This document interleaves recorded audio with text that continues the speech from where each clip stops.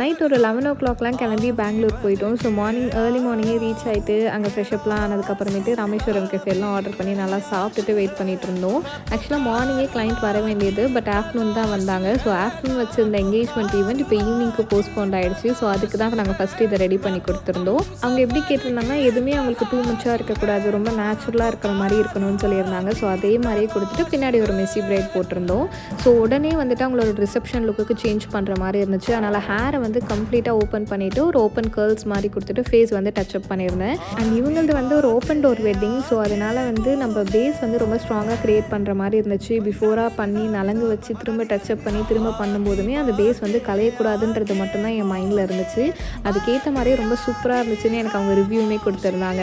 And morning முகூர்த்தம் லுக்குமே முடிச்சுட்டு நாங்கள் கிளம்பிட்டோம். ஓவரால் 3 லுக்குமே ரொம்ப நல்லா இருக்குன்னு சொல்லிட்டு எனக்கு வந்துட்டு மெசேஜ் பண்ணியிருந்தாங்க. அதுதான் நான் ஃப்ரெண்டில் ஆட் பண்ணியிருந்தேன். Thank you so much.